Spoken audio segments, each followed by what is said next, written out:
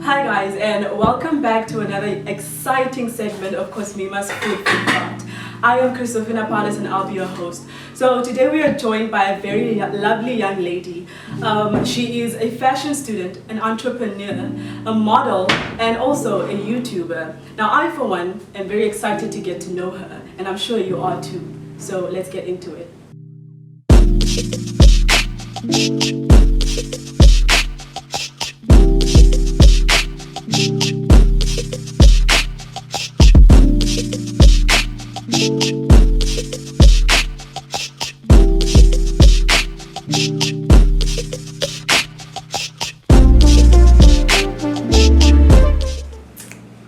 Good afternoon, Montana. Thank you so much for coming to talk to us because we're most excited to have you. Thank you guys for having me.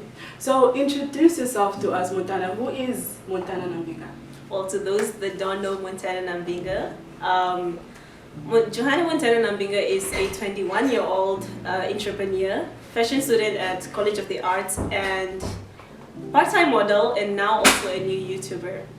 Great. So why fashion? Why did you choose that as a career?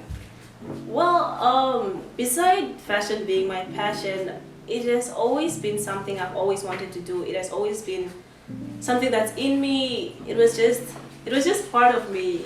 That's just how I knew I wanted to do it. So fashion and the overall beauty industry is not something that is held in very high regard in Namibia.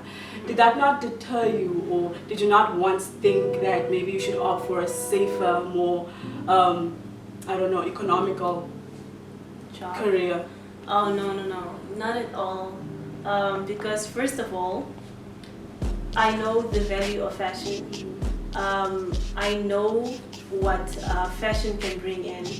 And also, I want to destroy the norm of the thoughts, or one thing that the society has is that they have this belief that any creative, either you're a visual artist, a fashion designer, anything that has to do with the creative side, they have a belief that it doesn't bring bread on the table, or you cannot be a breadwinner if you are a fashion designer.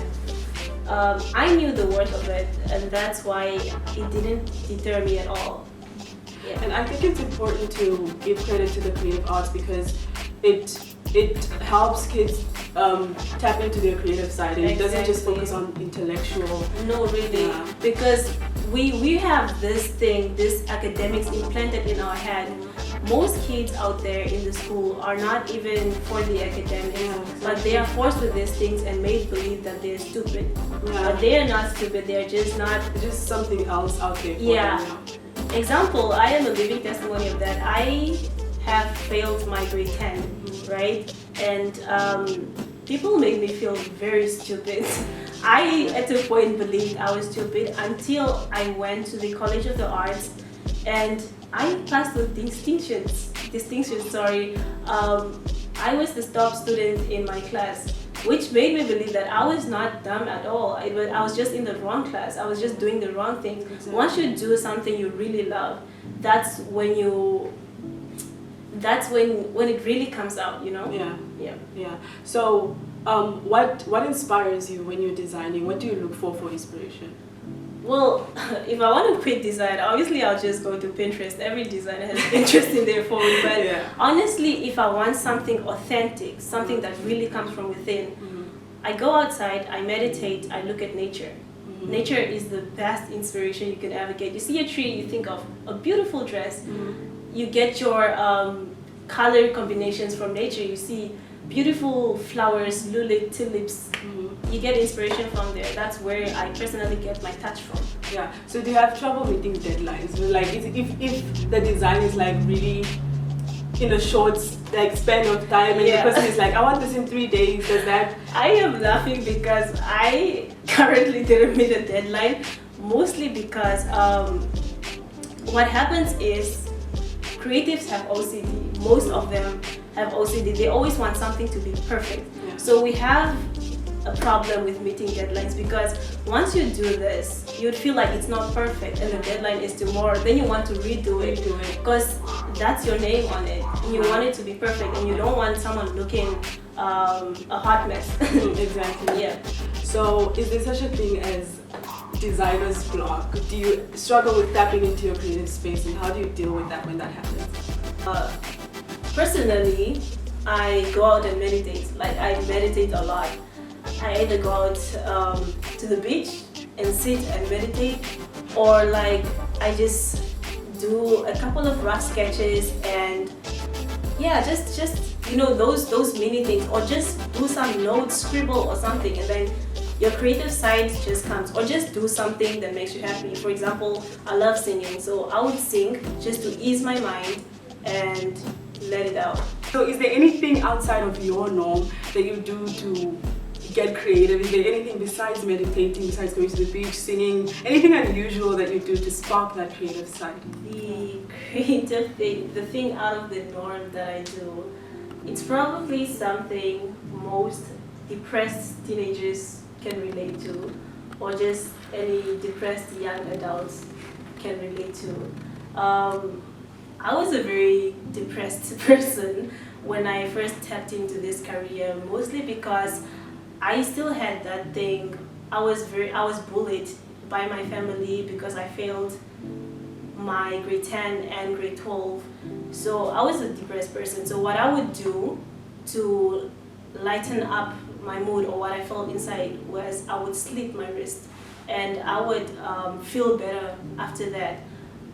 But now, the thing that I do now, fortunately, God saved me out of that. So the thing I do now is I pray. I pray for creativity, I pray for more ideas, I pray for energy. I just pray in general, and it really helps. It's much better than slitting your wrists. So if there's anyone out there who slits their wrists thinking that it's a way of relief, prayer is truly the best relief you can have. Because honestly, it's just the only way out. It's key. It really is. That was beautiful. So after you discovered your passion for fashion, who did you look up to? Who did I look up to? As an inspiration, or Yeah, just like influence maybe. oh, honestly, strangely enough, I have never looked up to anyone. I don't know if that's a good thing or a bad thing, but I've just never looked up to anyone. I've been self-driven because I've always known what I wanted. I've always been hands-on on what I wanted. So I didn't need a push, or I didn't need inspiration from someone per se. Boss. So, was it difficult getting the support of your family and your friends after you revealed to them that you wanted to become a designer? Oh no, not at all. Fortunately for me, because my family always knew what I wanted to do. I've made it clear to them in grade 10, and even if I didn't have their support, I still would have done what I wanted to do. Yeah. But I am surrounded with people. I've seen people who live without the support of their family, and it's really sad because these people are here doing what they love, but they're not happy because they don't get the support, they don't get the push, or you can only be entirely happy if your parents support you. Yeah, because what are you doing this for? Exactly. At the end of the day, you're trying to make your parents proud, and if they're Exactly. not happy with what you're doing, then what's the point? Exactly. Yeah. So yeah, fortunately for me, yeah, they are very supportive. So how would you describe your personal style? How would I describe my personal style? My personal style would be streetwear, definitely, and class. Streetwear is a little bit of class, because let me just explain why streetwear. Growing up, I was a tomboy. That's what people don't know. Unless you're a subscriber to my YouTube channel, you would know. But growing up, I was a tomboy, so it's still in me, that streetwear, or looking all, just a tad bit of looking Classy. like a guy. Like a guy, okay. Yeah. So streetwear would best describe my style, but now that I've discovered who I really am, I've also added class. So streetwear and class.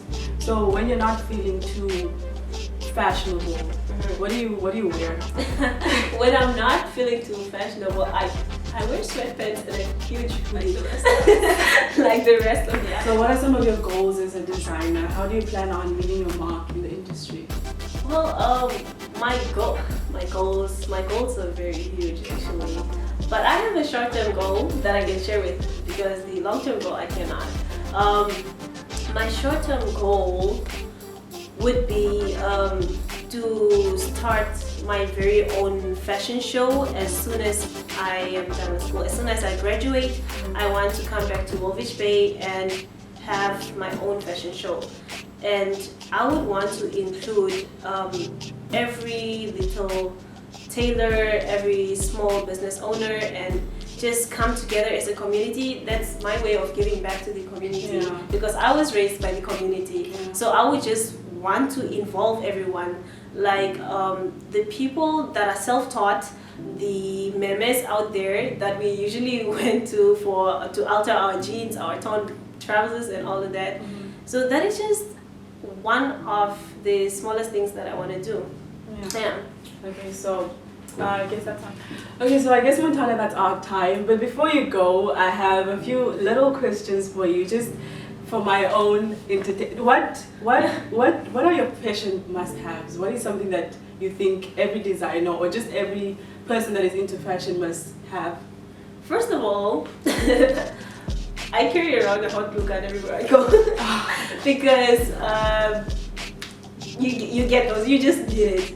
Okay, a hot glue gun for me, a measuring tape because you gotta be ready when the clients are there. You don't have an excuse. A pen. A pen comes in handy because you have so much in your mind and you need to note down the people's names, your clients' names, and when you're taking the measurements, obviously you gotta note things down. So that is a must-have. So, what do you think is something that never goes out of style? Something that never goes out of style. Oh my gosh. Class. Class never goes out of style. Class never goes out of style. Elegance or just just class. Also streetwear. Streetwear also never goes out of class. This is why it describes me best because it's just it. It's just it. So you're a model as well, yeah? Yeah. What is part-time a model. beauty tip that you would give to anyone? A beauty that you tip. swear by? A beauty tip that I live by actually. I would say a smile is the best thing you can ever wear. It's the best. It's the best thing. It's the best accessory you could ever wear. Yeah, smile. Okay, so Montana, thank you for coming to talk to us. It was very nice and very interesting getting to know you. Thank you so much. I enjoyed my time here in Kosmima.